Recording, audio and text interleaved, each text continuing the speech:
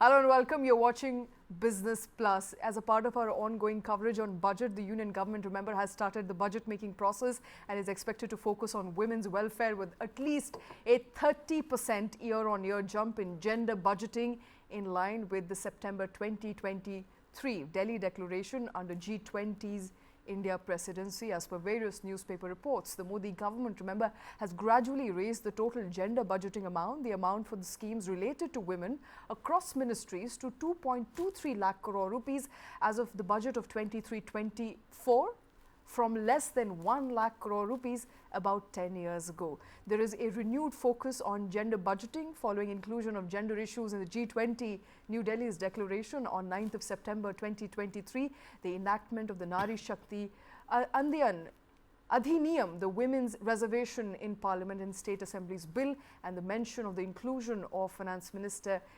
inclusion of women by Finance Minister in the maiden budget speech on July 5th, 2019. What sort of focus will budget have on women and women-related policies? Let's discuss that. Joining us is Rituparna Chakraborty, co-founder TeamLease. Kartik Malhotra with me here. Hi, Rituparna. Thank you very much for taking time out. I want to first begin by asking you, ma'am, what sort of expectations do you have from the budget? This is an interim budget, so we do understand if the hopes are not very high, but government has constantly, battled for youth, women and OBCs. That has been a focus area for the government. This is an election year as well. What are your expectations? So the thing is, first of all, thanks for having me on the show. The thing is that every dysfunctionality that an economy like India goes through, it hurts women disproportionately more than men. So if we have lesser cities or lesser job magnets in the country, it hurts women more than men because it's much more difficult for women to migrate than it is for men. And I can give you formalization. There are more informal women workers or workforce than there are men workforce. So what essentially I'm trying to say is that we have to take a broader approach towards this. I mean, the dysfunctionalities that are broader dysfunctionalities have to be addressed for women, for us to achieve the goals that we are looking for women in India, which means improving the overall female labor workforce participation, increasing their share in the formal workforce, increasing the per capita earnings of Indian women, and so on and so forth. So I've been seeing a lot of gender-based budget allocation, but sometimes I do worry and I do wonder how much of it is actually translating, or is there some kind of correlation that one can possibly draw in terms of changing some of these broader metrics, which until unless we change, we're doing lip service. So my concern would be that the steps that we are planning to take needs to be in conjunction with what women really need and want. I mean, the issues about women are broadly around access to the right kind of skills in education, feeling safe, which means safety is a particular issue, whether they have the ease and opportunities to be able to be considered for different kinds of, which means equal opportunities, whether they have the healthcare opportunities or possibilities that women want. I think these are the primary buckets. Right. If we can start with those and dig deeper. To be honest, India needs more smart cities in the country because we need women to have jobs. I mean, it's infrastructural challenges, for example, in India hurt women more than men. Men can just take out their bike and men have other options. Absolutely. And before we delve deeper into some of these, and before I go to Kartik, I think I also want to understand from you, from what you alluded to, there's been a lot of gender budgeting and schemes related to women around girl child. In your assessment, has there been any sort of movement or change on ground when it comes to more women in workforce? What have you picked up in the last 10 years since the budget has literally doubled as far as women budgeting is concerned, a budget which is only for women? Has there been some sort of a change on ground when it comes to more inclusion of women in workforce? I mean, double on a base of what is obviously something is a matter of consideration. Like between the previous year and the year before last and last year, the increase has been just about 2%, I guess. So We need to keep things in perspective. Now, whether I'm not someone who's equipped to tell you whether you can draw correlation Okay. between the budget spend and whether that's making a change in the lives of women. But are there macroeconomics which are indicating some progress for women? Of course, there are. I mean, while India still remains one of the lowest in female labor workforce participation, some of the recent data suggests that we've made improvements. But we are yet to touch the 1985 level where women workforce participation were above 35, 37%. So what I'm saying is, if you're going to ask me the question on increments of progress, I think there are opportunities. Even COVID has unlocked some of those opportunities, flexibilities, whether it's work from home, even some of the labor law changes, which actually now allows women to work 365 days in sectors, especially in manufacturing and in factories, which earlier wasn't the case. So there has been some positive movement, but we really need a tsunami of changes for women to really benefit. Absolutely, tsunami of changes, Kartik, needed for women to actually progress. I mean, come to think of it, you know, we've been picking up from what government has been saying so far. So it's not just going to be a development on the back of women, but a women-led development. That is the narrative, the way it's panned out. So I think, yeah, that is something that Smriti Irani said at Davos, and yeah, it's an interesting play of words. It's not going to be a women-centric development, but a women-led. So, and yeah, I mean, you know, a leading woman politician saying that, obviously, you know, it makes headlines. Absolutely. And perhaps for the right reasons. But I agree. I think, you know, it's got to move beyond lip service. I doubt there is going to be something very substantial coming out for anybody, not just women, for anybody in this budget, because it is a vote on account. It is largely, historically at least, the vote on account budget has been a statement where the government just takes approval from the parliament to go ahead and make those additional expenditures as regarded, you know, as required on a prorate basis. But if you keep that aside, what should the budget typically do for women? I think, number one, there has to be a clear distinction between what the budget will do for rural women or women in the farm sector versus urban women. So I think that one clear distinction has to be made.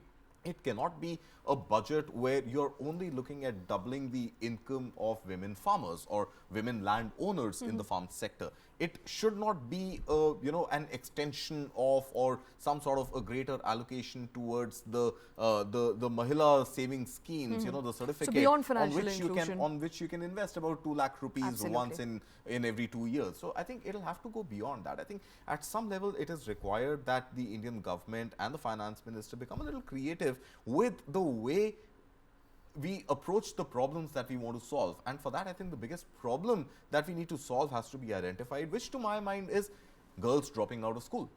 And that is something which the government has to focus all its energies on. Can the government get creative and say that if, see, tuition free in any case is exempt from income tax, right? So that is one part of the story. Now, can the government go ahead and become a little creative and say that if you educate your girl child up to standard 5, standard 6 to standard 10 will be taken care of by the government. It'll at least ensure that we have more number of girls at least continuing education till class 10th, and this becomes all the more important in tier 3, tier 4 cities, if not rural areas, where the dropout for girl children happens on an average in grade 8th. Absolutely. So can we ensure at least another 2 years of education for the girl child? Add to that, of course, skill development centers where you are able to create girls or young women who are ready to be absorbed by the work as part of the workforce in the manufacturing sector.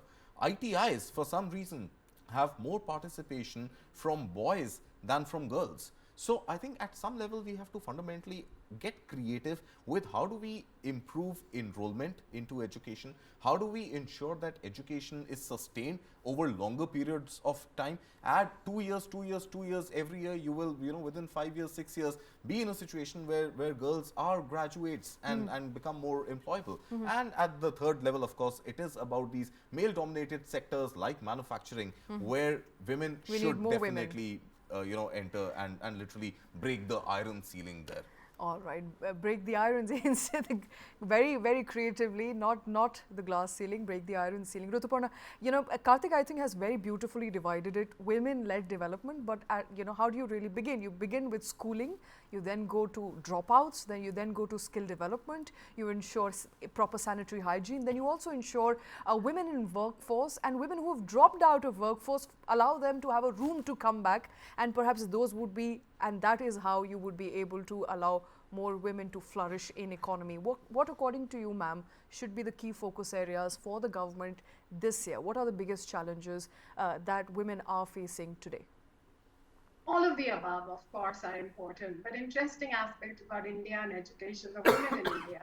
If you look up statistics, actually education levels of women in India have year on year improved. And this is urban rural put together. Interestingly, the impact of that in urban India has been that there has been a reverse reaction or a reverse correlation with their participation in the labor workforce. So sometimes you do wonder what it is that's happening in India, where with education, and of course, studies show that education is used as a proxy to find a better groom, and so on and so forth. So and I mean, there's a demand for well-educated women, and so it's a little tricky, of course. But do we need more education? Definitely, because we've seen instances that between the household has to choose between educating a boy or a girl, that households are incentivized for obvious reasons to educate the boy rather than the girl. So government can start with creating incentives which enable or which nudges and pushes families to kind of encourage the girl child to send. I mean, I'm a big believer that just don't dole out, subsidies and cash in the bank accounts. I mean, rather than giving them the fish, what women need is an ecosystem which teaches them how to catch their own fish. And from that perspective, interesting incentive schemes which kind of encourages families and also women themselves feel encouraged to enter the workforce and to get themselves education is essentially a key aspect that I can think of. Those incentives are very biased and lopsided in India. In India, it just prima facie looks as if it's just better to kind of bet on the male child than on the girl child. So, and of course, there is a very clear divide between rural India and urban India. So, what works for rural India is clearly not working for urban India, because the challenges which women who are educated and in urban India are very different from those in rural India. Rural India women latch on to informal work much easily. That's not the case in case of urban India. So I guess there has to be a holistic approach, but I don't think any of this can be solved through a budget. We are talking about a broad policy making approach, which actually helps, and it's not just a budgetary concern. It's something which needs a lot deeper thinking and investment of time and effort to actually figure out what's the trick.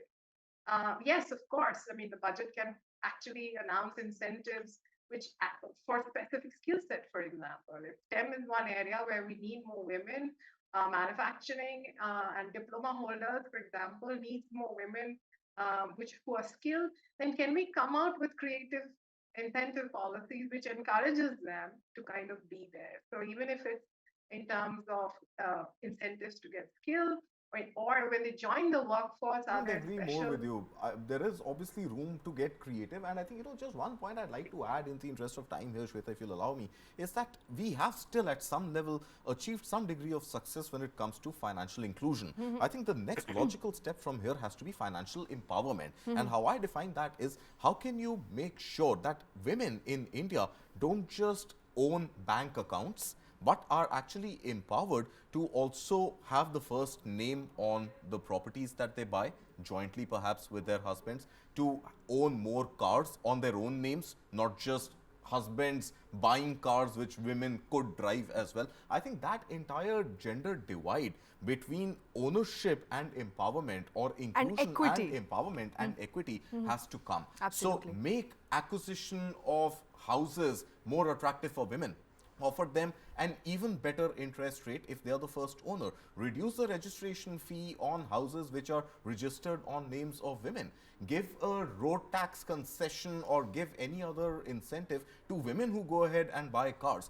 Overall, there is going to be more economic value that families will see in, and the entire patriarchy that India continues to battle with, will see when it comes to letting women get Absolutely. financially empowered and not just financially included. Absolutely, not just included but empowered. I think that is how we're going to leave it at. Rituparna, thank you very much for taking time out and for joining us on that story. Thank you.